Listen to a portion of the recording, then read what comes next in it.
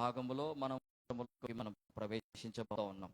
మరి సంవత్సరంలో చివరి దినాల్లో ఉంటా ఉన్నాం మనము. సంవత్సర ఆరంభంలో నుండి సంవత్సరాంతం వరకు దేవుడు మనకు తోడుగా ఉన్నాడు.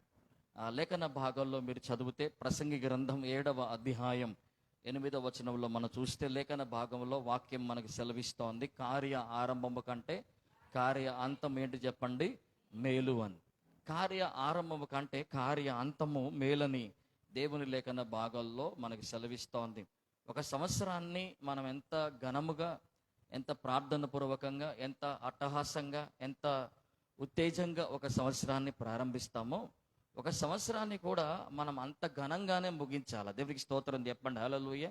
ఒక సంవత్సరాన్ని కూడా మనం ఏం చేయాలి చెప్పండి, అంత ఘనంగా ముగించాలి. ఒక సంవత్సరం అంతటిని చాలా విషయాలలో మనము దేవుణ్ణి స్తుతిస్తూ, చాలా విషయాల్లో దేవుడు చేసిన ఉపకారాలను, దేవుడు చేసిన మేలులని, దేవుడు చేసిన సహాయాన్ని, దేవుడు చేసిన అనేక విషయాలని జ్ఞాపకం చేసుకుంటూ ఈ సంవత్సరం అంతటిలో దేవుణ్ణి స్తుతిస్తూ ఈ సంవత్సరాన్ని మనం ముగించుకోవాలి. ఈ సంవత్సరం అంతటిలో దేవుడు ఇచ్చిన మంచి ఆత్మీయతని బట్టి దేవుణ్ణి మనం స్తుతించాలి. దేవునికి స్తోత్రం చెప్పండి, హల్లెలూయా.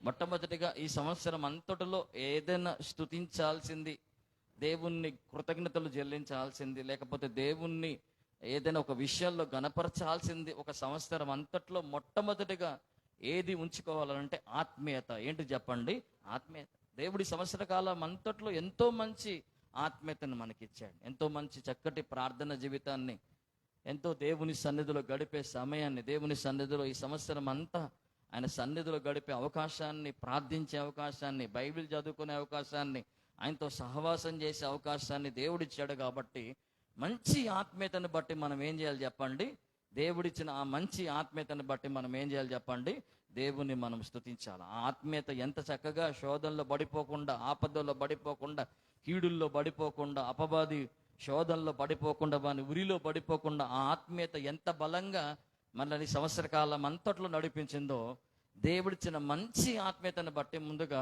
మనం దేవునికి స్తుతులు చెల్లించాలి. రెండవదిగా సంవత్సరం అంతటిలో మనం దేవుణ్ణి స్తుతించాలి అన్న ఒక ఆలోచన వచ్చినప్పుడు, ఒక తలంపు వచ్చినప్పుడు మనం జ్ఞాపకం చేసుకోవాల్సిన విషయం, రెండో విషయం ఏంటంటే ఆయన ఇచ్చిన ఆయుష్. ఆయన ఇచ్చినట్టు చెప్పండి, ఆయుష్. ఆత్మీయత మనం జ్ఞాపకం చేసుకోవాలి. రెండోదిగా ఆయన ఇచ్చిన ఆయుష్. నిన్ను దీర్ఘాయుష్తో నేను ఏం చేస్తాను చెప్పండి, నేను తృప్తిపరుస్తాను. దీర్ఘాయుష్తో ఆయన మనల్ని తృప్తిపరుస్తాడు. మంచి ఆయుష్ని ఇచ్చిన ఈ సంవత్సర కాలం అంతట్లో ఎంతో మంది మరి వారి కాలగర్భములో వాళ్ళు కలిసిపోయినప్పటికీ దేవుడు మనల్ని సజీవ లెక్కలో ఆయన ఇచ్చిన ఆయుష్ని బట్టి మనం ఏం చేయబద్దులమై ఉన్నామంటే దేవుణ్ణి మనం గణపరచబద్దులమై ఉన్నాం. దేవునికి స్తోత్రం చెప్పండి ఒకసారి, హల్లెలూయా. మూడవదిగా ఈ సంవత్సరం అంతట్లో మనం జ్ఞాపకం చేసుకోవాల్సిన విషయాలను గురించి వస్తున్నప్పుడు, మన మధ్యలోకి వస్తున్నప్పుడు మనం జ్ఞాపకం రావాల్సిన మూడో విషయం ఏంటంటే ఆశీర్వాదము. ఏ విషయం చెప్పండి, ఆశీర్వాదం. ఎంత ఆశీర్వాదించిండో దేవుడు ఈ సంవత్సరం అంతట్లో, ఎంతగా దీవించిండో, ఎంతగా దేవుడు మనల్ని సంవత్సర కాలం అంతట్లో ఆ ఆశీర్వాదాన్ని కనపరిచిండో, ఆ ఆశీర్వాదాన్ని ఎంతగా దేవుడు మన పట్ల దయచేసిండో, ఆ ఆశీర్వాదాన్ని జ్ఞాపకం చేసుకోవాలి. ఆశీర్వాదాన్ని బట్టి దేవుని మనం స్తుతించాలి. సంవత్సరం అంతట్లో ఎన్నో ఆశీర్వాదాలు, ఎన్నో రకాలుగా, కుటుంబ పరంగా, ఆర్థిక పరంగా, వ్యాపార పరంగా, ఉద్యోగ పరంగా ఎన్నో రకాలుగా మన జీవితాల్లో దేవుడు తన ఆశీర్వాదాన్ని కనపరిచిండు. ఆ ఆశీర్వాదం అంతటిని మనం జ్ఞాపకం చేసుకుంటూ ఏం చేయాలనంటే దేవుణ్ణి మనం స్తుతింపబద్దులమై ఉన్నాం. దేవునికి స్తోత్రం చెప్పండి, హల్లెలూయా. దేవుణ్ణి మనం ఏం చేయబద్దులమై ఉన్నాం చెప్పండి, స్తుతింపబద్దులం. దేవుణ్ణి సంవత్సరాంతములో దేవుడు మన పట్ల చేసిన మేలులలో, మన పట్ల చేసిన ఉపకారాల్లో మనం జ్ఞాపకం చేసుకోవాల్సిన ఇంకొక విషయం ఏంటంటే దేవుడిచ్చిన ఆనందాన్ని బట్టి. దేవుడిచ్చిన ఏంటి బట్టి చెప్పండి, ఆనందం. ఎన్ని రకాలుగా ఈ లోకం అంతట్లో బాధ, వేదన, దుఃఖం, నిట్టూర్పులు కలుగుతూ ఉంటే దేవుడు మనల్ని ఆనందపరిచినాడు. ఆనందంగా మనల్ని, మన కుటుంబాలని కలిగి ఉండునట్లుగా దేవుడు సమస్త విధమైన కృప చూపించినాడు. ఆనందం మనకి దేవుడు ఇచ్చినాడు. ఎంతో చక్కగా అంటాడు కదా, ఇర్మీయా గ్రంథం 33:13 అంటాడు కదా, నేను మీకు ఆనందమును కలగజేతును అని. ఎంత చక్కటి మాటలు అక్కడ అంటాడో చదవండి. ఇర్మీయా గ్రంథంలో మీరు చదువుతారు. 33వ అధ్యాయంలో, ఒక చక్కటి 31వ అధ్యాయంలో 13వ వచనములో అంటాడు కదా, ఇర్మీయా గ్రంథం 31:13 వారి దుఃఖమునకు ప్రతిగా సంతోషం ఇచ్చి వారిని ఆదరించేదను, విచారము కొట్టివేసి నేను వారికి ఆనందమును కలగజేసేదను. ఏం కలగజేసేస్తాడు చెప్పండి? ఆనందాన్ని. ఎన్నో సందర్భాల్లో దేవుడు మనకు ఆనందం ఇచ్చాడు కదా. కృంగిపోతున్నప్పుడు, బాధపడుతున్నప్పుడు ఆ బాధను, ఆ నిట్టూర్పులని ఆయన అన్నింటినీ తొలగించి దేవుడిచ్చిన మంచి ఆనందాన్ని బట్టి దేవునికి మనం ఏం చేయాల్సిన బద్దులమై ఉన్నాం చెప్పండి? ఆయనను మనం స్తుతింపబద్దులమై ఉన్నాం. అలా చెప్పుకుంటూ పోతే దేవుడు ఈ సంవత్సర కాలం అంతట్లో మన పట్ల చేసిన ఎన్నెన్నో విషయాలను బట్టి లేఖన భాగంలో మనం చూస్తున్నాము కదా. ఆత్మీయతను బట్టి, రెండవదిగా ఏంటి చెప్పండి? రెండవదిగా ఆయుష్ని బట్టి, మూడవదిగా చెప్పుకుంటూ పోతే లేఖన భాగంలో దేన్ని బట్టి చెప్పండి? ఆశీర్వాదాన్ని బట్టి, నాలుగవదిగా దేవుడిచ్చిన ఆనందాన్ని బట్టి, ఐదవదిగా దేవునిచ్చిన ఆదరణ బట్టి. కీర్తనల గ్రంథం 91వ అధ్యాయంలో ఒక చక్కటి మాట అంటాడు కదా. లేఖన భాగం 91వ కీర్తనల గ్రంథంలో ఒక మాట అంటాడు. నీ గొప్ప ఆదరణ 94వ కీర్తనల గ్రంథంలో ఒక చక్కటి మాట అంటాడు. ఏమంటాడు అంటే 19వ వచనంలో, నీ గొప్ప ఆదరణ నా ప్రాణముకు ఏం కలగజేయుచున్నది చెప్పండి? నెమ్మది కలగజేస్తే. గొప్ప ఆదరణ ఇచ్చినాడు. ఎన్నో సందర్భాల్లో కృంగిపోయినప్పుడు, కుమిలిపోయినప్పుడు, కృషించిపోయినప్పుడు, ఎవ్వరు పలకరించేవారు లేక, ఎవ్వరు మనల్ని ఓదార్చేవారు లేక, ఒంటరిగా మిగిలిపోయినప్పుడు, కృంగిపోయి కుమిలిపోతున్నప్పుడు, నిస్సహాయ స్థితిలోకి వెళ్ళిపోయినప్పుడు ఈ సంవత్సర కాలం అంతట్లో దేవుడు మనకి ఏమిచ్చాడు చెప్పండి? ఆదరణ. ఎన్నో సందర్భాల్లో ఏ మనుషుడు ఇవ్వలేని ఆదరణ, ఏ బంధు ఇవ్వలేని ఆదరణ, ఏ లోకం ఇవ్వలేని ఆదరణ, ఏ పరిస్థితులు ఇవ్వలేని ఆదరణ దేవుడు ఒక వ్యక్తిగా మన పక్కనే నిలబడి మనకు ఆయన ఏమిచ్చాడు? సంవత్సర కాలం అంతట్లో చెప్పండి? ఆదరించినాడు. ఎంతగా ఆదరించినాడో ఒక్కొక్క సందర్భాల్లో మనం ఆలోచన చేస్తే, దేవుడు ఆదరించిన సందర్భాలు ఈ సంవత్సర కాలం అంతట్లో ఎన్ని ఉన్నాయో లెక్క పెట్టుకుంటూ పోతే అలా చాలా విషయాలు ఈ సంవత్సర కాలం అంతట్లో మన మనస్సులోకి వస్తూ ఉంటాయి. ఆయన ఇచ్చిన దేన్ని బట్టి చెప్పండి? ఆత్మీయతను బట్టి, ఆయన ఇచ్చిన ఆయుష్ని బట్టి, ఆయన ఇచ్చిన ఆశీర్వాదాన్ని బట్టి, ఆయన ఇచ్చిన ఆనందాన్ని బట్టి. ఇంకొక మాటలు చూస్తే ఆయన ఇచ్చిన దేన్ని బట్టండి? ఆదరణ బట్టి. ఒక్క చివరి విషయం ఏంటంటే ఆయన ఇచ్చిన ఆహారం బట్టి. దేవునికి స్తోత్రం చెప్పండి. హల్లెలూయా. దేన్ని బట్టి చెప్పండి? ఆహారం బట్టి. మత్తయి సువార్తలో అంటాడు కదా, మా అనుదిన ఆహారము నేడు మాకు ఏంటి చెప్పండి? దయచేయము. మా అనుదిన ఆహారము నేడు మాకు దయచేయము. మత్తయి సువార్త 6వ అధ్యాయంలో మనం చదువుతాం కదా చక్కటి మాట.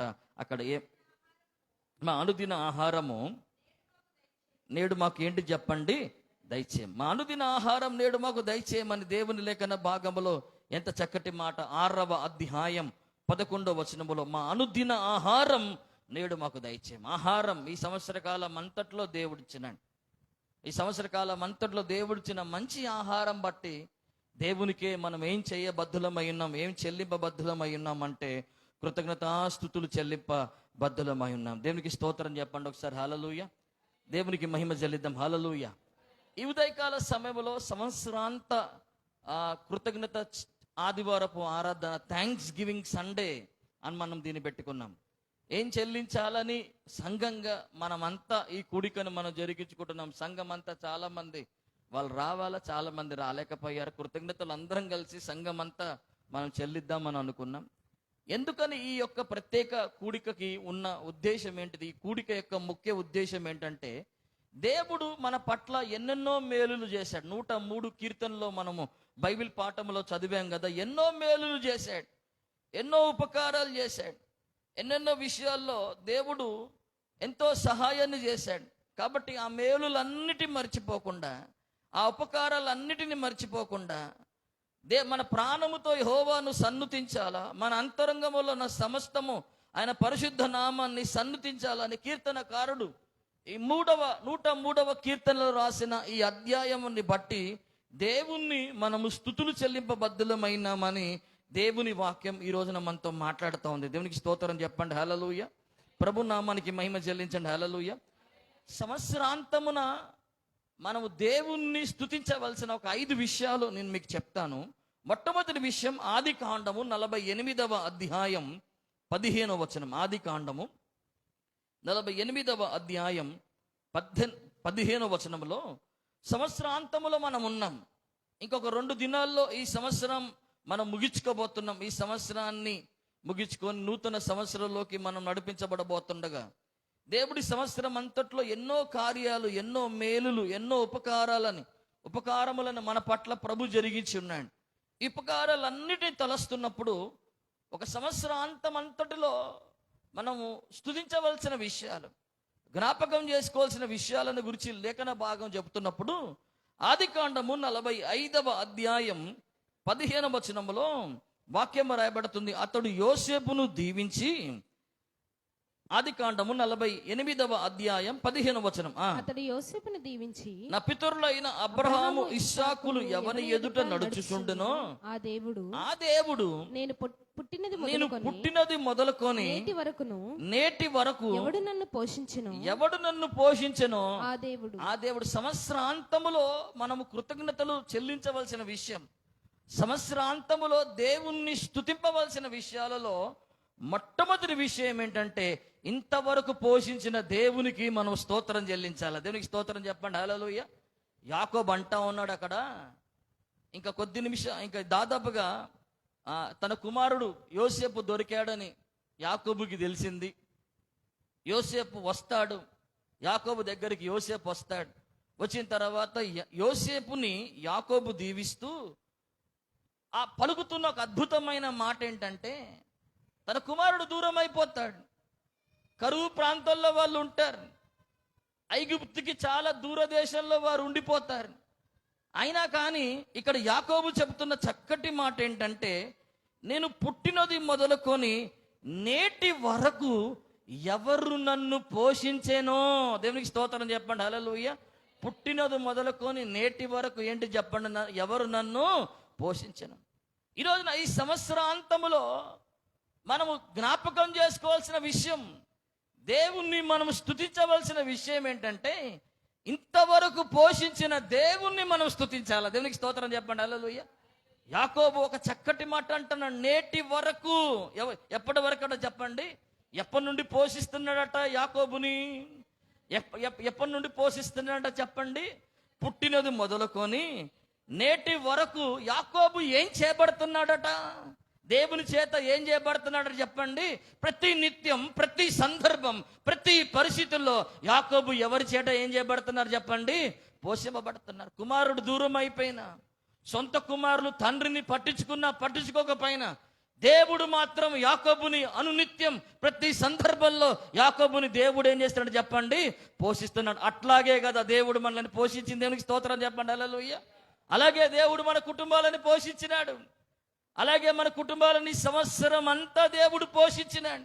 పుట్టినది మొదలుకొని దేవుడు మనల్ని అనునిత్యం ప్రతి సందర్భంలో మనకి, మన పిల్లలకి, మన కుటుంబానికి కావాల్సిన రీతిగా ప్రతి విషయాన్ని దేవుడు సమకూరుస్తూ ఆయన మనల్ని ఏం చేస్తున్నాడు చెప్పండి? ఆయన మనల్ని పోషిస్తూ ఉన్నాడు. మన దేవుడు పోషించే దేవుడు ఆయన. నెహెమ్యా గ్రంథం 9వ అధ్యాయం 21వ వచన భాగంలో మీరు చదివితే ఎంత చక్కటి మాట చూడండి. నెహెమ్యా గ్రంథం 9వ అధ్యాయం 21వ వచనం, నిజముగా అరణ్యంలో ఏమీ తక్కువ కాకుండా సంవత్సరములు వారిని పోషించితివి. ఈ 40 సంవత్సరాలు నువ్వు వారిని ఏం చేసావు చెప్పండి? పోషించితివి. వారి వస్త్రములు పాతగిల్లలేదు, వారి కాళ్ళకు వాపు రాలేదు. వారి కాళ్ళకు ఏమి రాలేదు చెప్పండి? 40 సంవత్సరాలు ఇశ్రాయేలు ప్రజలని పోషించిన దేవుడి సంవత్సరం అంతా మనల్ని పోషించినాడు. దేవునికి స్తోత్రం చెప్పండి. హల్లెలూయా. దేవుడు నన్ను ఈ సంవత్సరం అంతా పోషించాడండి, నా కుటుంబాన్ని పోషించాడన్న వారు కృతజ్ఞతలు చెల్లించగలుగుతారా? ఒకసారి స్తోత్రం చెప్పగలుగుతారా? హల్లెలూయా. ఎంతగా పోషించిండో, ఏది తక్కువ చేయలే. ఇశ్రాయేలు ప్రజలకి 40 సంవత్సరాలు వారు పోషింపబడ్డప్పుడు వారి వస్త్రము ఏం కాలే చెప్పండి? పాతగిల్లలే. వాళ్ళ కాళ్ళకి ఏం రాలే చెప్పండి? వాపు రాలే. అట్లా పోషించిండండి. దేవునిపై ఆధారపడితే, దేవుని మీద నమ్మకం ఉంచగలిగితే, సంవత్సరములో కరువైనా కావచ్చు, ఏ పరిస్థితులైనా కావచ్చు, ఏ విషయాలైనా మనకి సంభవిస్తుండొచ్చు, ఏ విషయాలైనా మన జీవితాల్లో అనుమతింపబడుతుండొచ్చు, కానీ దేవుని వాక్యం చెబుతోంది దేవుడు మనల్ని పోషిస్తాడు. దేవుడు మనల్ని ఏం చేస్తాడు చెప్పండి? పోషిస్తాడు. దేవుడు మనల్ని ఏం చేస్తాడు చెప్పండి? పోషిస్తాడు. ఏలియాని మీరు చూడండి, భయంకరమైన క్షామం, భయంకరమైన కరువు ఉన్నది, ఎక్కడ కూడా ఏమీ దొరకట్లే అని వాక్యం రాయబడతాను. లేఖన భాగాల్లో మీరు చూస్తే ఎంత కరువు ఉన్నది. ఆ షమ్రోను అనే దేశంలో ఎంత భయంకరమైన కరువు ఉన్నదంటే పావురపు రెట్ట కూడా అమ్ముతా ఉన్నారు. ఏమమ్ముతా ఉన్నారు చెప్పండి? పావురపు రెట్ట కూడా అమ్మే పరిస్థితి ఏర్పడదు, అంత కరువు.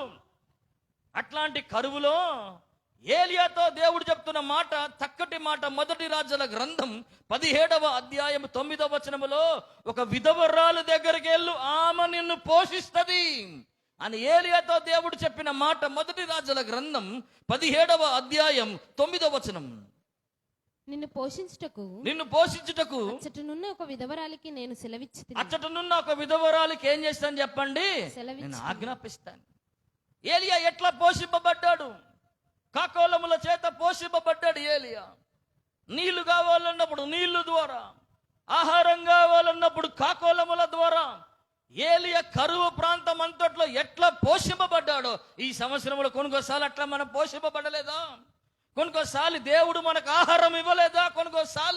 కొనుకోసార్లు భయంకరమైన కొదవ మన జీవితాల్లో ఉన్నప్పుడు అసలు ఆహారం కూడా దొరకని కొన్ని సందర్భాలు మన జీవితాల్లో ఉంటాయి. కొనుకోసార్లు పోషింపబడే పరిస్థితి కూడా ఉండదు. నేనెట్లా, నా బిడ్డలు ఎట్లా, మా కుటుంబం ఎట్లా, మేము పోషింపబడేది ఎట్లా అని కొనుకోసార్లు ఆలోచించి కుమిలిపోయినాం. ఎట్లా మేము పోషింపబడేది? ఎవరు మమ్మల్ని పోషిస్తారు అనుకొని ఆలోచించిన సందర్భాల్లో వాక్యము చెబుతోంది, పుట్టినది మొదలుకొని నేటి వరకు ఎవరు నన్ను పోషించను, ఆ దేవుడే నన్ను పోషిస్తాడు. దేవునికి స్తోత్రం చెప్పండి, హల్లెలూయా.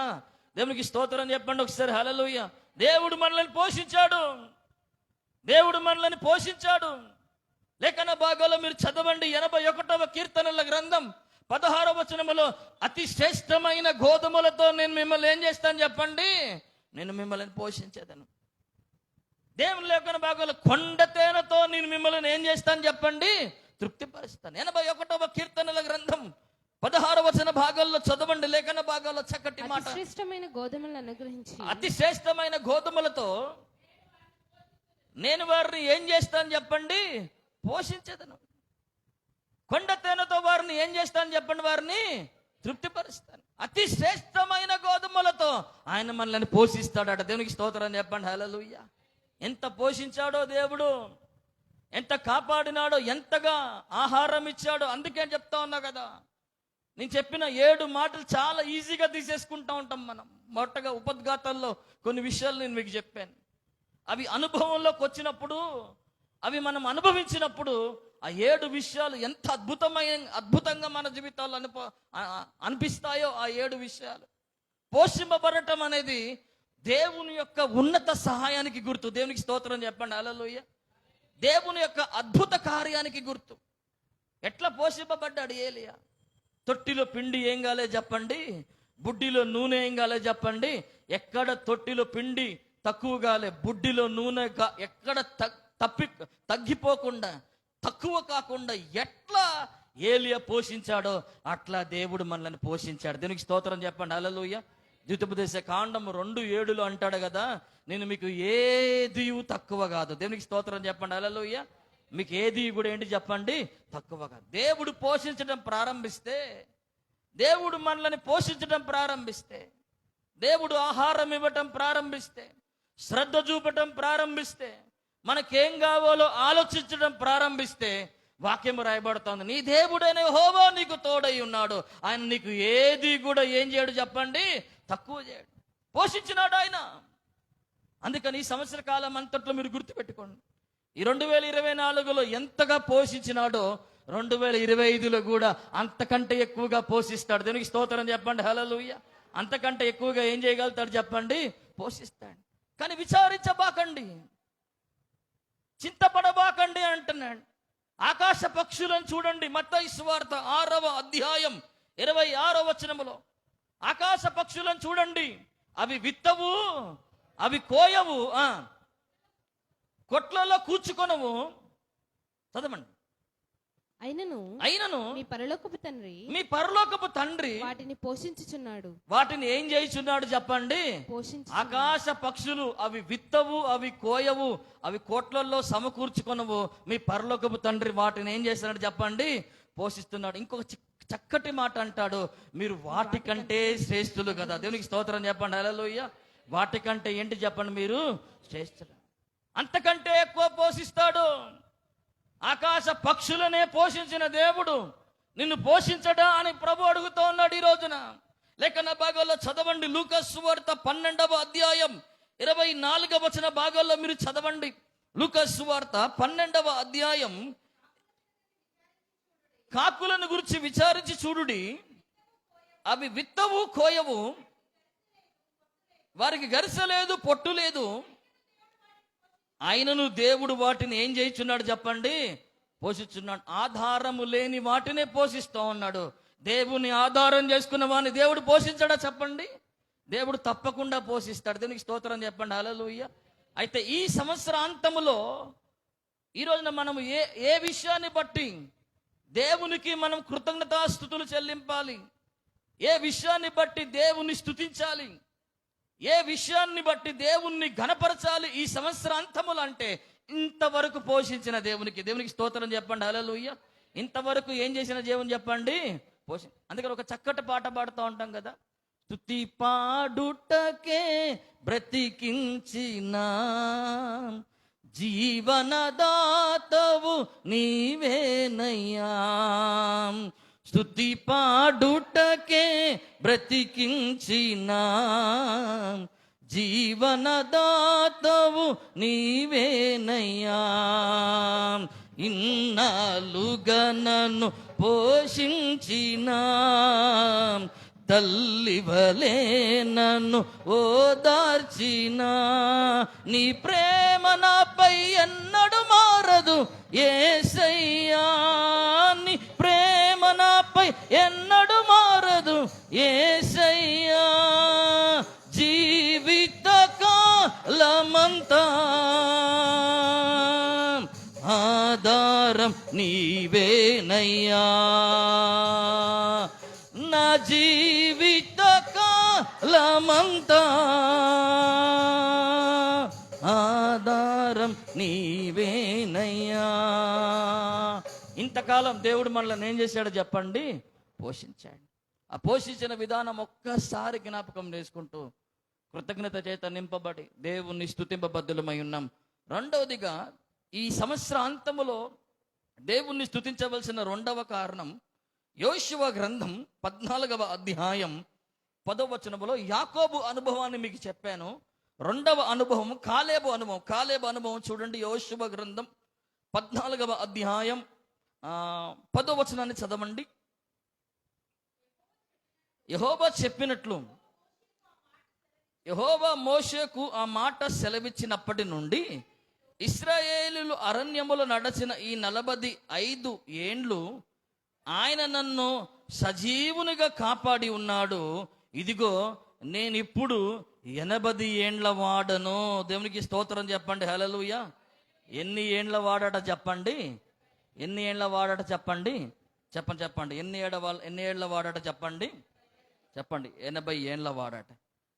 ఇంతవరకు సజీవునిగా ఉంచిన దేవుని బట్టి మనం స్తోత్రం చెల్లించాలి. దేవునికి స్తోత్రం చెప్పండి. హల్లెలూయా. ఏ విషయాలను బట్టి ఈ సంవత్సరాంతములో దేవునికి మనం కృతజ్ఞతలు చెల్లించాలా? ఈ సంవత్సరాంతములో ఏ విషయాలను బట్టి దేవుణ్ణి మనం స్తుతించాలా? స్తుతించవలసిన 5 విషయాలు ఉన్నాయి. ఇంతవరకు పోషించిన దేవుణ్ణి బట్టి స్తుతించాలా. రెండవదిగా ఇంతవరకు ఏం చేసిన దేవుడు చెప్పండి? ఆయన సజీవునిగా ఉంచిన దేవుని బట్టి స్తోత్రం చెప్పాలా. హల్లెలూయా. ఏమంటున్నాడు తెలుసా? కాలేబు అక్కడ ఈ ఇశ్రాయేలు అరణ్యములో నడచిన ఈ 40 ఏళ్ళు ఆయన నన్ను ఏం చేశాడట చెప్పండి? ఆయన నన్ను ఏం చేశాడట చెప్పండి? చెప్పాలి గట్టిగా, స్వరాలతో చెప్పండి. ఆయన నన్ను ఏం చేశాడో చెప్పండి? సజీవునిగా కాపాడి ఉన్నాడు. ఏం చేశాడట చెప్పండి? సజీవునిగా. ఈ రోజున ఈ సజీవునిగా కాపాడిన దేవుని బట్టి మనకు స్తోత్రం చెప్పాలి. ఒకసారి హల్లెలూయా. సజీవ లెక్కలో ఉన్నందుకు దేవునికి స్తోత్రం చెప్పాలా? ఇంకా మనం ఊపిరి పీల్చుకుంటూ ఇంకా ఇంకా ఇంకా ఇంకా కాలగర్భములో కలిసిపోకుండా ఆయుష్తో ఉన్నందుకు సజీవునిగా దేవుడు ఇంకా మనల్ని బ్రతికించినందుకు ఎన్నో వ్యాధులు, ఎన్నో రోగాలు, ఎన్నో ప్రతికూలతలు, కొన్నిసార్లు మరణకరమైన పరిస్థితుల దాకా దాదాపుగా నడిపింపబడి అక్కడ దాకా వెళ్ళిపోయిన మనల్ని మళ్ళీ పట్టి తీసుకొచ్చి సజీవ లెక్కలో దేవుడు నిలబెట్టినాడు. దేవునికి స్తోత్రం చెప్పండి. హల్లెలూయా. దాన్ని బట్టి ఏం చేయాలి చెప్పండి? మనము దేవునికి స్తోత్రం చెల్లించాలా. అందుకే అంటాడు కదా, ద్వితీయోపదేశ కాండం 4వ అధ్యాయం 4వ వచనములో, నేటి వరకు సజీవులుగా మనం ఉన్నాం. మీ దేవుడైన యెహోవాను మీరు హత్తుకున్నారు కాబట్టి నేటి వరకు మనం ఏమై ఉన్నాం? చదవండి, ద్వితీయోపదేశ కాండం 4వ అధ్యాయం 4వ వచనం. మీ దేవుడైన యెహోవాను హత్తుకొనిన మీరందరూ నేటి వరకు ఏమై ఉన్నారు చెప్పండి? చెప్పండి. నేటి వరకు ఏమై ఉన్నారు చెప్పండి? సజీవులై ఉన్నారు. దేవునికి స్తోత్రం చెప్పండి ఒకసారి. హల్లెలూయా. నేటి వరకు ఏమై ఉన్నారు చెప్పండి? సజీవులై ఉన్నారు. ఈ లేఖన భాగాల్లో మీకు చాలా జాగ్రత్తగా నా మాటలు వినాల. ఆది కాండం 48:15లో నేటి వరకు ఎవరు నన్ను పోషించను అని అన్నాడు. యాకోబు అన్న మాట మీరు చదివారు అక్కడ. నేటి వరకు అనేది వస్తూ ఉంటుంది, మన వచనాల్లో వస్తూ ఉంటుంది, ఆ సీరియల్ వస్తూ ఉంటుంది, ఆ సీక్వెన్స్ వస్తూ ఉంటుంది. నేటి వరకు పోషించిన ఆ దేవుడు అని యాకోబు అన్నాడు. ఇక్కడ నేటి వరకు మనం ఏమై ఉన్నాము చెప్పండి? మనము సజీవులమై ఉన్నాం. లేఖన భాగాల్లో కాలేబు అంటున్నాడు, 40 సంవత్సరాలయ్యా అరణ్యంలోకి ఆయన నన్ను నడిపించినప్పుడు, కానీ నాకు ఇప్పుడు ఎన్ని సంవత్సరాలు అట చెప్పండి? 85 ఏళ్ళు. ఈ 45 ఏళ్ళు దేవుడు నన్ను ఏం చేశాడు అని కాలేబు ఒకటే ఒక్క మాట మాట్లాడుతూ చెబుతున్న మాట ఏంటంటే, సజీవునిగా కాపాడాడు. దేవునికి స్తోత్రం చెప్పండి. హల్లెలూయా. ఏం చేయబట్టని చెప్పండి? సజీవునిగా కాపాడు. సంవత్సరం అంతట్లో నీకు దేవుడు ఏ మేలు చేయలేదా? సంవత్సరం అంతట్లో ఏ ఉపకారం చేయలేదా? ఏ ఆశీర్వాదం లేదండి, ఏ దీవెన లేదండి, ఏ మేలుని చూడలేదండి, ఏ ఉపకారం చూడలేదంటే ఒక్క కారణం మాత్రం ఖచ్చితంగా ఉంటుంది. నువ్వు సజీవంగా ఉన్నందుకు దాన్ని బట్టే స్తోత్రం చెప్పాలి. హల్లెలూయా. మేలులు ఏం పొందలేకపోయినా బాధ లేదు, అసలు ఒక్క ఉపకారం కూడా నీ సంవత్సరాల్లో చూడలేదండి అంటే సజీవంగా ఉన్నావు కదా, అదే గొప్ప మేలు. సజీవంగా కాపాడబడ్డావు కదా, అదే మేలు అని దేవుని లేఖన భాగాల్లో మనం చూస్తా ఉన్నాం. దేవునికి స్తోత్రం చెప్పండి. హల్లెలూయా. నేటి వరకు సజీవునిగా కాపాడిన దేవునికి ఏం చేయాలో మనం చెప్పండి. యెహోషువ గ్రంథాన్ని తీయండి, 14వ అధ్యాయాన్ని తీయండి, 10వ వచనంలో తీయండి. చక్కగా నేటి వరకు సజీవునిగా కాపాడిన దేవునికి ఏం చేయాలి చెప్పండి? మనము స్తోత్రం చెల్లించాలా, మనం స్తుతులు చెల్లించాలా. అందుకే అంటాడు కదా, కీర్తనల గ్రంథం 33వ అధ్యాయం 18వ వచనములో లేఖన భాగంలో చక్కటి మాట. 33వ కీర్తనల గ్రంథం 18వ వచనంలో చూడండి త్వరగా. వారి ప్రాణమును మరణం నుండి తప్పించు. అమ్మా, వారి ప్రాణమును మరణము నుండి తప్పించుటకును, కరువులో వారిని సజీవులుగా కాపాడుటకు. ఎక్కడి నుండి తప్పించాడు? ప్రాణమును ఎక్కడి నుండి తప్పించాడు చెప్పండి? మరణము నుండి తప్పించాడు. కరువులో వారిని సజీవులుగా ఏం చేశాడు చెప్పండి? మనల్ని ఆయన కాపాడాడు సజీవులుగా. ఎన్ని సందర్భాల్లో, ఎప్పుడు కూడా ఒక్కొక్క సంవత్సరాన్ని మనం ముగించుకుంటున్నప్పుడల్లా గడిచిన సంవత్సరాలు ఎట్లాంటి ప్రమాదాలు జరిగాయో, ఎలాంటి విషయాల్లో దేవుడు రెప్పపాటున కాపాడిండో. 2019లో చూడండి, 2020 కొంతమంది చూడలేకపోయినారు. 2020 చూడండి, కోవిడ్-19 ద్వారా 2020లో కొంతమంది ప్రవేశించలేకపోయినారు. సజీవులుగా కొంతమంది జీవించలేకపోయినారు. మన కళ్ళ ముందే మనకు కనపడుతున్న వారి కాల గర్భంలో కలిసిపోయినారు. కానీ ఇంకా నేను ఎట్లా ఉన్నావు చెప్పండి? సజీవునిగా కాపాడబడ్డాం. దేవునికి స్తోత్రం చెప్పండి. హల్లెలూయా. సజీవునిగా ఏం చేయబడ్డాము చెప్పండి? కాపాడబడ్డాం. అందును బట్టి దేవునికి మనం స్తోత్రం చెప్పాలా.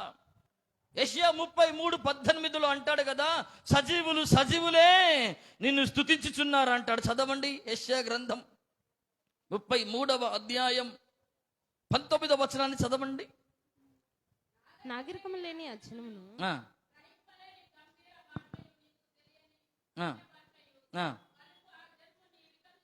యెషయా గ్రంథం 38:19. అమ్మ మీరు చదివేది 33. సజీవులే కదా నిన్ను స్తుతించుదురు. యెషయా గ్రంథం 38:19. సజీవులే కదా నిన్ను ఏం చేస్తారు చెప్పండి? స్తుతించుదురు. లేఖన భాగాల్లో ఈ దినమున నేను సజీవుడనై నిన్ను స్తుతించుచున్నాను. దేవునికి స్తోత్రం చెప్పండి. హల్లెలూయా. ఎందుకు స్తుతించాలి? దాన్ని అండర్లైన్ చేసుకోండి మీరు. ఈ సంవత్సర కాలంలో ఎందుకు స్తుతించాలా? ఏం చేశాడండి దేవుడు? ఏం మేలిచ్చాడండి దేవుడు అంటే, ఇగో ఈ కాలంలో నువ్వు సజీవుడిగా ఉన్నావు కాబట్టి నువ్వు దేవునికి స్తుతించాలి. దేవునికి స్తోత్రం చెప్పండి. హల్లెలూయా. ఈ దినమున నేను ఎట్లా ఉన్నానట చెప్పండి. నేను సజీవుడినై ఉన్నాను, అందును బట్టి నిన్ను స్తుతించుచున్నాను అన్న మాట అక్కడ మనం చూస్తున్నాం. దేవునికి స్తోత్రం చెప్పండి. హల్లెలూయా. ఇంతవరకు పోషించిన దేవునికి మనం స్తోత్రం చెల్లించాలా?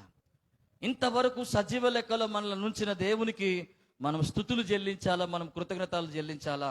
మూడవ కారణం ఏంటంటే సంఖ్యాకాండం 14వ అధ్యాయం 19వ వచనం చదవండి. మూడవ కారణం, సంవత్సరాంతములో మనం స్తుతించవలసిన మూడవ విషయం ఏంటంటే సంఖ్యాకాండం 14వ అధ్యాయం 19వ వచనం చదవండి. ఐగుప్తులో నుండి వచ్చినది మొదలుకొని, ఐగుప్తులో నుండి వచ్చినది మొదలుకొని ఇది వరకు నీవు ఈ ప్రజల దోషమును పరిహరించినట్లు, నీవు ఈ ప్రజల దోషమును పరిహరించి ఉన్నట్లు నీ కృపాతిశయమును బట్టి ఈ ప్రజల దోషమును దయచేసి క్షమించమని యెహోవాతో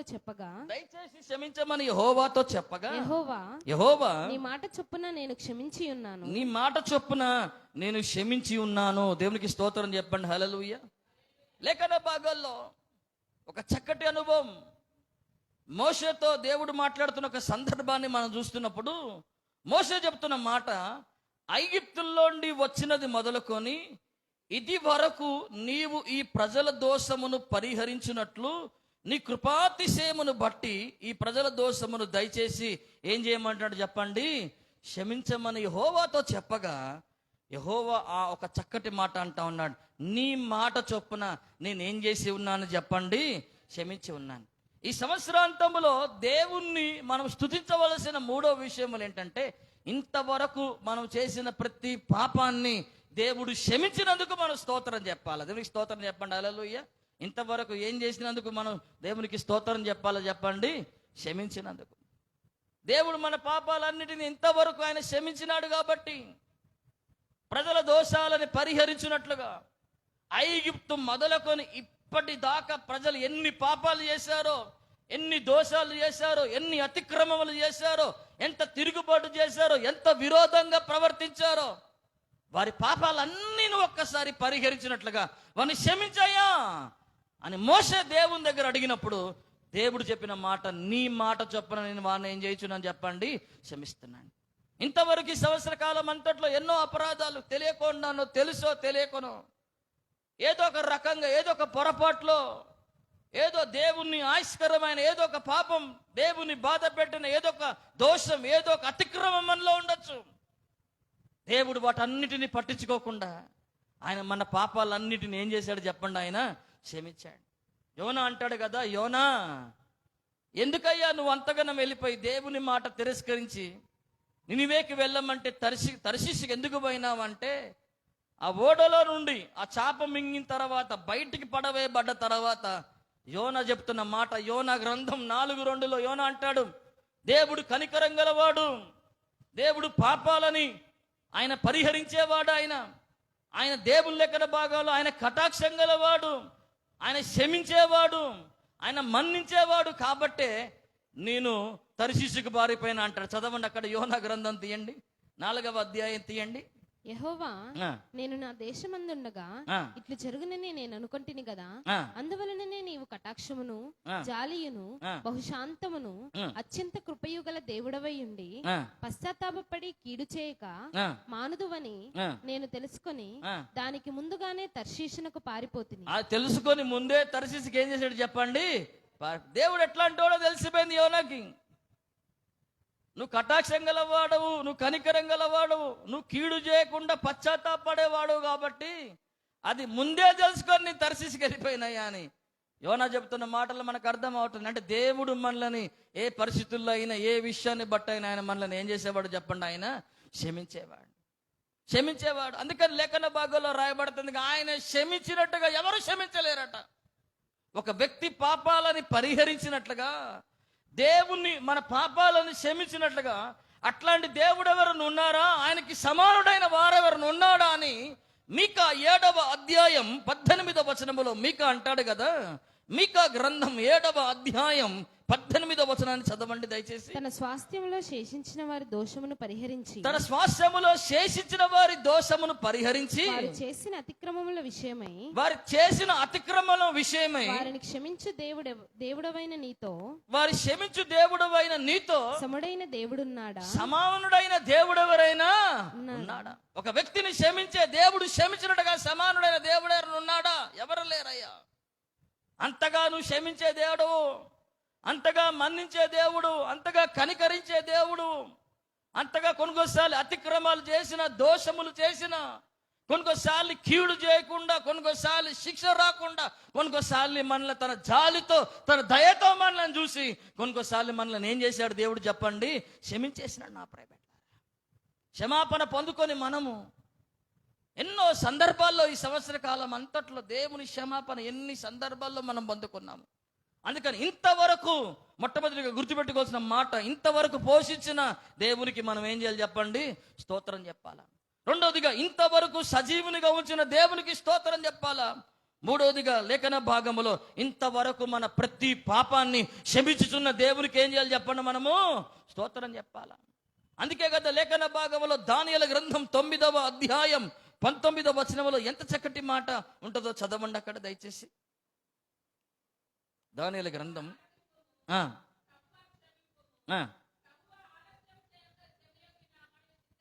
క్షమించమని లేఖన భాగంలోనే రాయబడుతున్న మాట చూడండి.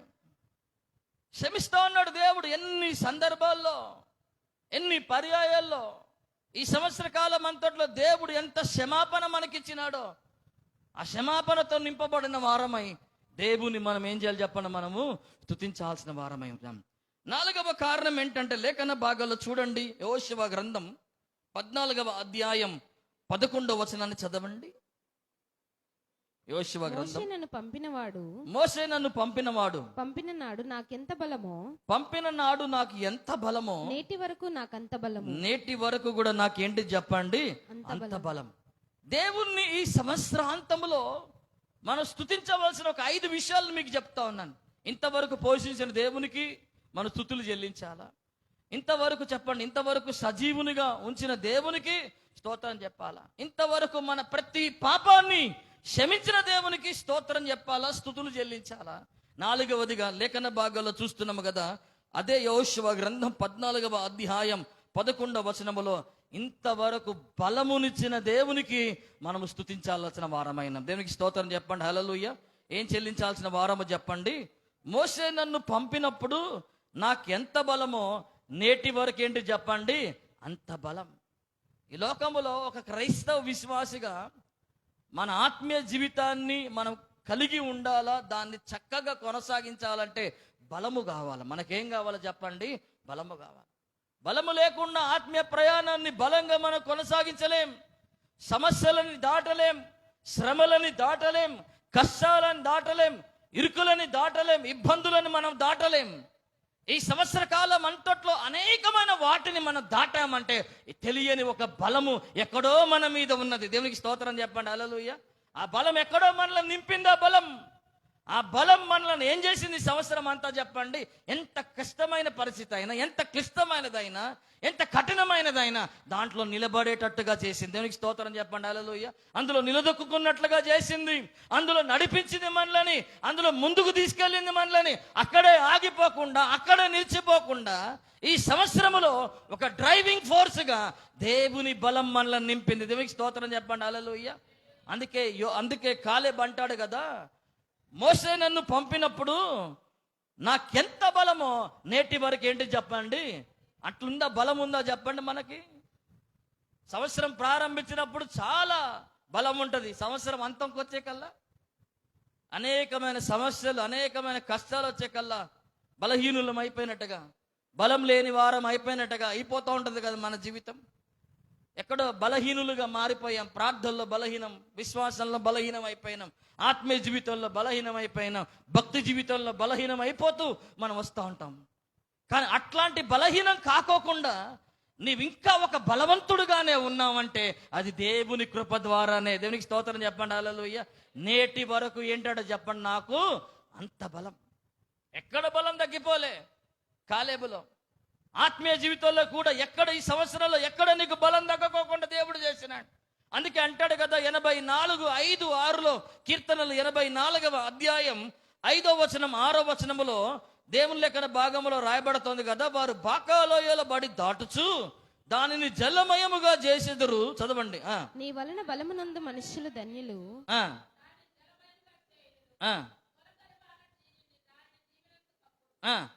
వారు నానాటికి బలాభివృద్ధి పొందుతూ ఏం చేస్తారు చెప్పండి, ఈ సంవత్సర కాలం అంతట్లో అప్పటికప్పటికి నీకు బలం ఇచ్చినాడు. నానాటికి దినము నీకు బలం ఇస్తూనే ఉన్నాడు.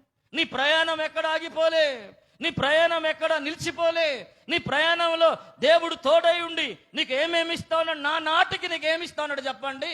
ప్రతిరోజు నీకేమిస్తాడు చెప్పాలి, నోటితో చెప్పాలా. నానాటికి నీకేమి ఇస్తా ఉన్నాడు చెప్పండి, బలాభివృద్ధిని ఇస్తానే ఉన్నాడు. నువ్వు సొమ్మసిల్లిపోకుండా. పౌలు అంటాడు కదా, ఆయన నా పక్కన నిలిచి ఆయన నన్ను ఏం చేశాను చెప్పండి, నన్ను బలపరచండి.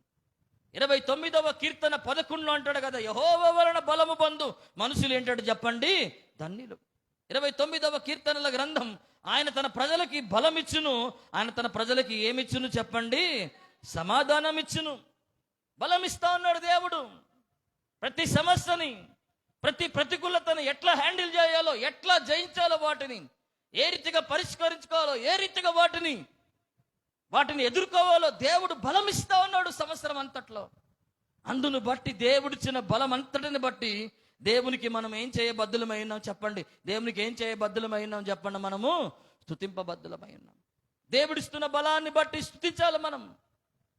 ఒకవేళ కొన్ని సందర్భాల్లో అయ్యా ఈ సమస్యను నేను జయించలేకపోతున్నాను అయ్యా, ఈ ఇబ్బందిని నేను జయించలేకపోతున్నాను అయ్యా, ఇది నా వల్ల కాదయ్యా, ఏదైనా నేను తాళగలుగుతాను కానీ దీన్ని మాత్రం నా వల్ల కాదయ్యా అని ఎన్నోసార్లు చేతులు పైకెత్తేసినప్పుడు, అట్లాంటి నిస్సహాయ స్థితిలోకి మనం వెళ్ళిపోయినప్పుడు లేఖన భాగం చెబుతోంది కదా, ఆయనే మన బలమై మారిపోయినాడు. దేవునికి స్తోత్రం చెప్పండి. హల్లెలూయా. ఆయనే మనకి ఏమై మారాడు చెప్పండి, చెప్పండి. ఆయనే మనకి ఏమై మారాడు చెప్పండి, బలమై మారాడు. అందుకని లేఖన భాగంలో మీరు చూడండి, ఒక చక్కటి మాట నేను మీకు చూపించడానికి ప్రయత్నం చేస్తాను. చక్కటి మాట చూడండి. 2వ దినవృత్తాంతాల గ్రంథం 20వ అధ్యాయం 12వ వచనంలో మీరు చదివితే యోషువ ఒక చక్కటి మాట చెబుతా ఉన్నాడు. మా దేవా, నీవు వారికి న్యాయము తీర్చవా?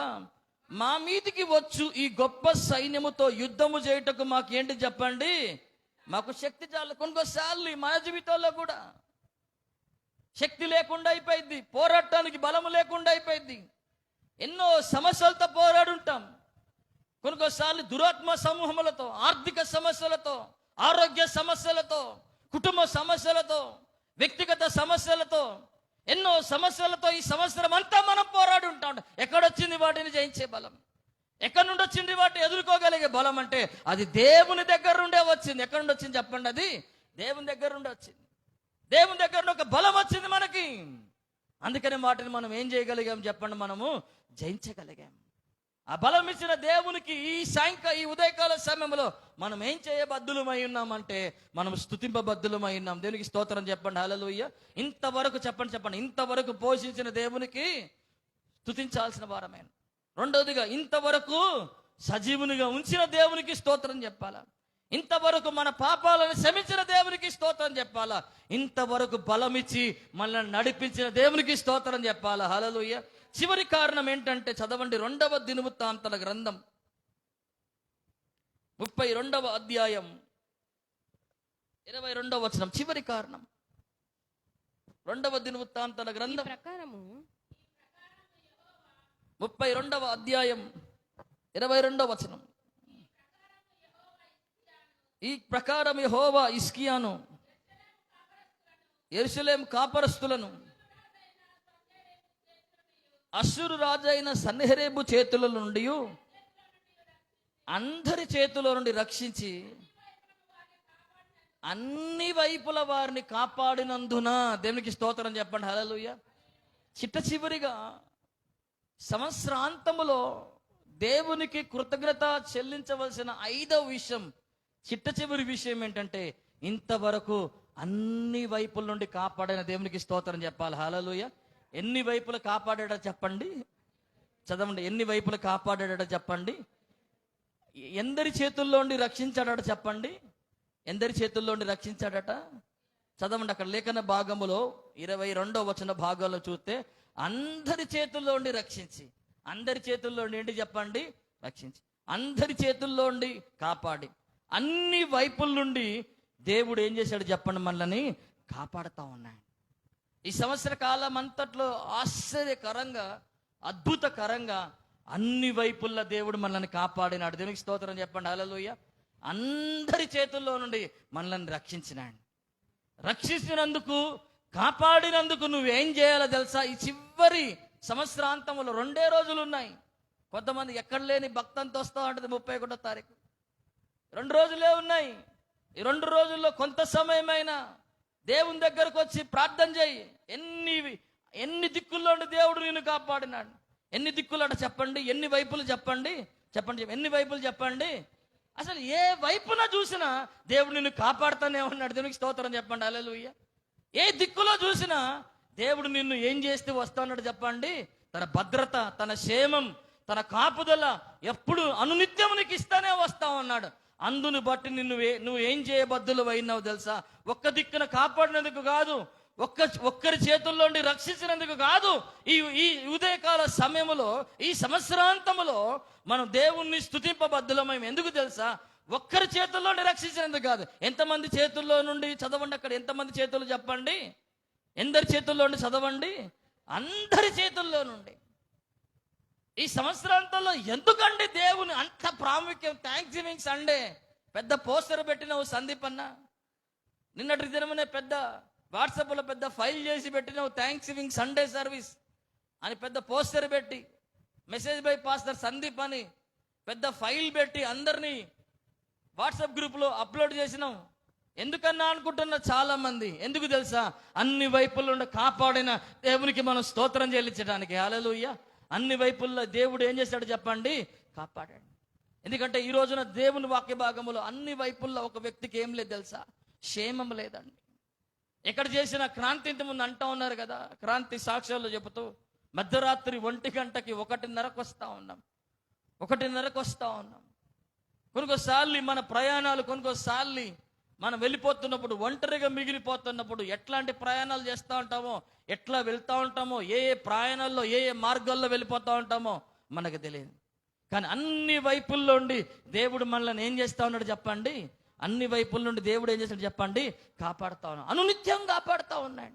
నీ రాకపోకల్లో కాపాడుతూ ఉన్నాడు. 121 కీర్తనల గ్రంథం 7వ వచనములో, 8వ వచనములో నీ ప్రాణాన్ని కాపాడుతూ ఉన్నాడు. ఏం కాపాడుతా ఉన్నాడు చదవండి. 121వ కీర్తనల గ్రంథం తీయండి, త్వరగా తీయండి. ఏ అపాయము రాకుండా యెహోవా నిన్ను కాపాడును, ఆయన నీ ప్రాణమును కాపాడును. ఇది మొదలుకొని నిరంతరము నీ రాకపోకల్లో కాపాడుతూ ఉన్నాడు, నీ ప్రయాణాల్లో కాపాడుతూ ఉన్నాడు. అన్ని వైపులా ఆయన నిన్ను ఏం చేస్తాడని చెప్పండి? కాపాడుతూనే ఉన్నాడు. దేవునికి స్తోత్రం చెప్పండి. హల్లెలూయా. ఎప్పుడైనా దేవుడు అన్ని వైపుల్లో కాపాడే దేవుడు అని తెలుసుకున్నావా ఎప్పుడైనా? లేదండి. దేవుడు కొనుకోసార్లు మమ్మల్ని వదిలేశాడండి, మేము కాపాడబడట్లేదండి. కొనుకోసార్లు మేము అసలు ఈ సంవత్సరంలో, ఈ నవంబర్ మాసంలో, డిసెంబర్ మాసంలో, ఈ అక్టోబర్ మాసంలో కొన్ని 100 కిలోమీటర్లు, 1000 కిలోమీటర్లు ప్రయాణం చేసినాం. ఏముంది మా ఆధారం? రాత్రి కూడా 12 గంటలకు ఎక్కినాం కారు. ఎట్లా బోనిస్తా ఉండవు ఆయన. బస్సు ఎక్కినాం, మళ్ళీ 4 గంటలకి 4:30 అయింది మేము వచ్చే కల్లా. మాకు ఒకటి ఏంటి తెలుసా? చివరి సీట్లో కూర్చున్నాం. వేగంగా వెళ్ళిపోతుంది కారు. కళ్ళు తెరిచి చూసి ఓపిక కూడా లేదు. అంత నీరసించిపోయినాం. మాకున్న మా మనసులో ఉండి తెలుసా? అన్ని వైపుల నుండి కాపాడే దేవుడు కూడా ఉన్నాడు. ఆమేన్. అన్ని వైపుల నుండి ఏం చేసే దేవుడు ఉన్నాడు చెప్పండి? కాపాడే దేవుడు. నిన్న అనుభవం అంతట్లో నేను మీకు చెప్తా ఉన్నాను. ఎంత దూరం ప్రయాణం చేయనండి, ఎక్కడైనా ప్రయాణం చేయనండి, ఖచ్చితంగా విద్యానగర్కి వచ్చే కల్లా దేవుడు నన్ను లేపేస్తాడు. దీనికి స్తోత్రం చెప్పండి. హల్లెలూయా. రుద్రంపూర్ వచ్చేదాకా ఎట్లాంటి నిద్ర అయినా పోనండి, 8 గంటల ప్రయాణం కానివ్వండి, కరెక్ట్ సమయానికి వచ్చే కల్లా దేవుడు నన్ను అట్లా లేపుతాడు. అన్ని వైపుల్లో దేవుడు కాపాడేవాడండి. ఆ కాపాడే భద్రత మన మీద ఉంది, ఆ క్షేమం మన మీద ఉన్నది, మన ప్రయాణాల్లో ఉన్నది, మన పిల్లల మీద ఉన్నది, మన పనుల మీద ఉన్నది. నువ్వు ఎక్కడికి వెళ్ళినా దేవుడు నిన్ను అన్ని వైపుల్లో ఏం చేస్తా ఉంటాడు చెప్పండి, చెప్పండి. అన్ని వైపుల్లో నిన్ను ఏం చేస్తా ఉంటాడు దేవుడు చెప్పండి, కాపాడుతా ఉంటాడు. అట్లా కాపాడే దేవుడు మనకున్నాడు, అట్లా భద్రపరిచే దేవుడు మనకున్నాడు. అందుకని చూడండి, లేఖన భాగాల్లో ప్రయాణాలే కాదు, రెండవ దశలోనికలు రాసిన పత్రికలో ఒక చక్కటి మాట రాయబడుతూ ఉంటది. 3వ అధ్యాయాన్ని తీయండి. 2వ దశలోనికలు రాసిన పత్రిక 3వ అధ్యాయం 3 చదువుతారా? 2వ దశలోనికలు రాసిన పత్రిక. అయితే ప్రభు నమ్మదగిన వాడు, ఆయన మిమ్మల్ని స్థిరపరిచి దుష్టత్వం నుండి కాపాడును. దుష్టత్వం అనే మాటకు అర్థం ఏంటి తెలుసా? దుస్తుని అనే మాట రాయబడింది. ఏం మాట చెప్పండి? దుస్తుని అనే మాట. అపవాది నుండి కూడా కాపాడతాడు, దుస్తు నుండి కూడా కాపాడతాడు ఆయన. 2వ దశలోనికలు రాసిన పత్రిక 3:3లో రాయబడుతున్న మాటలు చదువుతా ఉన్నాం. అన్ని దిక్కుల, అన్ని వైపుల దేవుడు నీకు ఎలాంటి కాపదలు ఇవ్వాలో అలాంటి కాపదలు ఇచ్చి కాపాడేవాడు ఆయన. దేవునికి స్తోత్రం చెప్పండి, హల్లెలూయా. గుర్తుపెట్టుకోవాలి, కేవలం అన్ని వైపుల నుండి దేవుడు కాపాడే దేవుడు అనుకొని నమ్ముతున్నప్పుడు, దేవుని మీద ఆధారపడుతున్నప్పుడు, దేవుడే ఆ క్షేమములో, దేవుడే ఆ భద్రతలో, దేవుడే ఆ క్షేమకరమైన ఆ పరిస్థితుల్లోకి దేవుడు మనల్ని నడిపిస్తూ ఉంటాడు. దేవునికి స్తోత్రం చెప్పండి, హల్లెలూయా. ఇప్పుడు చెప్పండి, సంవత్సరాంతములో మనము స్తుతింపవలసిన విషయాలు ఏంటి చెప్పండి? ఇంతవరకు ఏం చేసిన దేవుడు చెప్పండి? పోషించిన దేవుని, ఇంతవరకు సజీవునిగా ఉంచిన దేవునికి. మూడోదిగా ఇంతవరకు ఏం చేసిన దేవునికి చెప్పండి? ఇంతవరకు మూడోది ఏంటి చెప్పండి? మన పాపములన్నిటినీ క్షమించిన దేవునికి. 4వదిగా ఇంతవరకు ఏం చేసిన దేవునికి చెప్పండి? బలం ఇచ్చిన దేవునికి. 5వదిగా ఇంతవరకు ఏం చేసిన దేవునికి చెప్పండి? కాపాడుచుండిన దేవుణ్ణి మనం తలుసుకుంటూ మనం థ్యాంక్స్ గివింగ్ సండేలో దేవుని స్తుతింపబద్ధులమైన ఒక్కసారి అందరూ లేచి నిలబడదాం. ఈ సమయంలో దేవుడు తన వినికిడిలో ఈ మాటలను దీవించును కాక. దయచేసి లేచి నిలబడదాం.